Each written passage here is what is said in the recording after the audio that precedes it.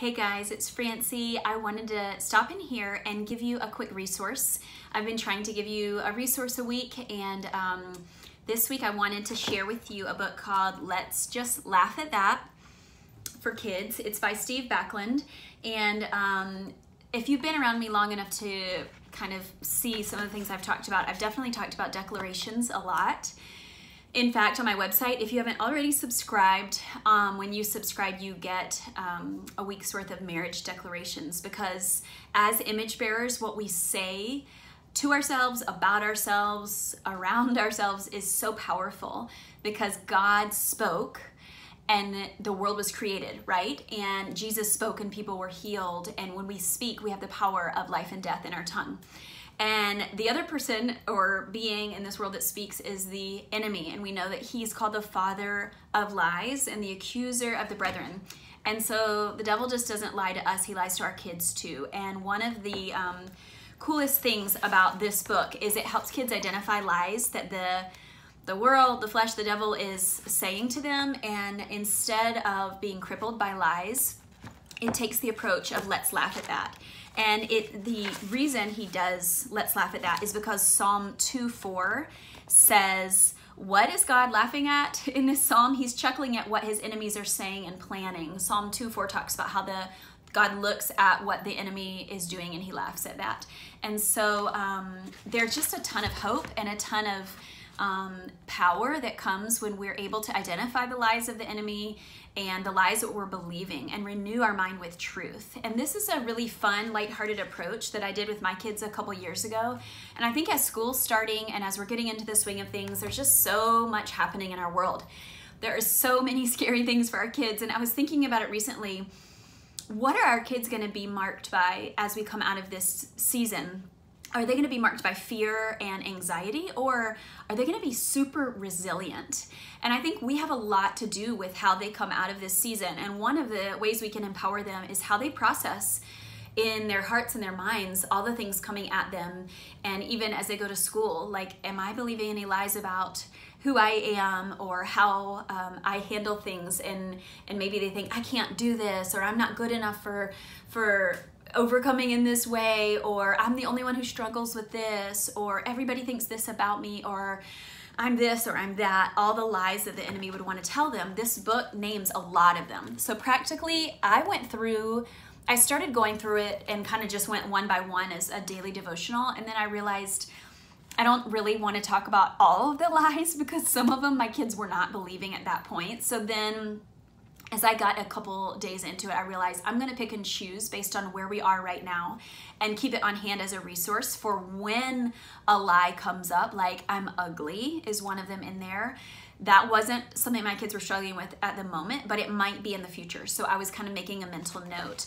But I'll read to you some of them. And it is really cute. It has these little characters on there that have these power blasters, and it just talks about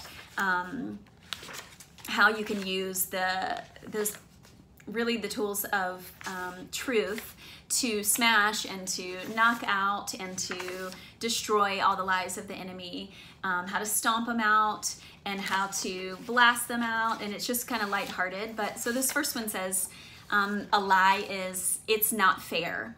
And it has a little devotional on let's just laugh at that lie. Have you ever heard of this? Have you ever thought that you don't get as much as others? My parents let my brothers and sisters do more than me. Well, it describes some more of those feelings about kind of, what about me? I feel so left out. It's not fair.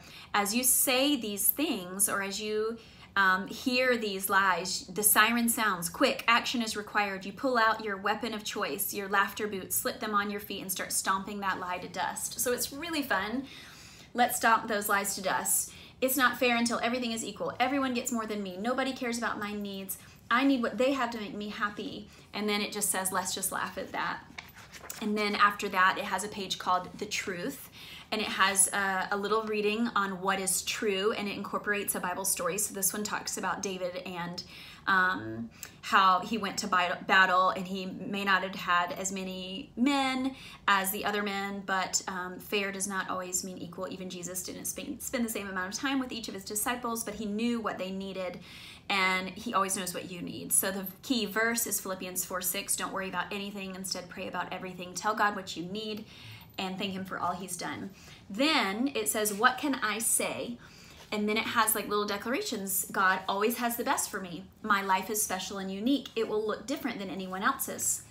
I choose to think about what I have more than what I want. And then it says, so that's what you can say. Then it has, what can I do? Refuse to compare. And it has a little reading on comparison. Treat people well. It gives them the feeling of empowerment, like you get to treat people well, and considering encouraging others and practical ways to treat others well. Celebrate the good things. So I just really like it. It's really empowering and very practical, and just really engages the mind, body, spirit on a lot of levels. And so anyway, I'll read to you some of the lies so you have an idea. So it's not fair. God is far away. Being a Christian is boring. It's impossible. I'm too young to change anything. I need to hang out with the popular kids to be cool. It's my parents' job to do everything for me. My parents are too strict. Lying will solve my problems. I'm stupid. I'm not good at anything. God's mad at me. God won't provide. I'm ugly. I'm not important. All of those things. Let's just laugh at that, because God laughs at the lies of the enemy. He laughs at the plans of the enemy. And then it gives you all those practicals. I really like this book. I feel like it is another culture setter. And what I want to say before I close is all the books that I'm recommending, the last few weeks I recommended one about porn-proofing your kids. The week before was about theology of the body for your little ones. All of these books are not necessarily the main goal. What is the main goal is creating a language and a culture of your home where you can connect with your kids' hearts on what is true, and you can disciple them. And so I love books for kids because if somebody has written a book for a kid on a big topic like laughing at the lies of the enemy or pornography or theology of the body, they figured out how to take a huge thing and make it simple. That's wisdom.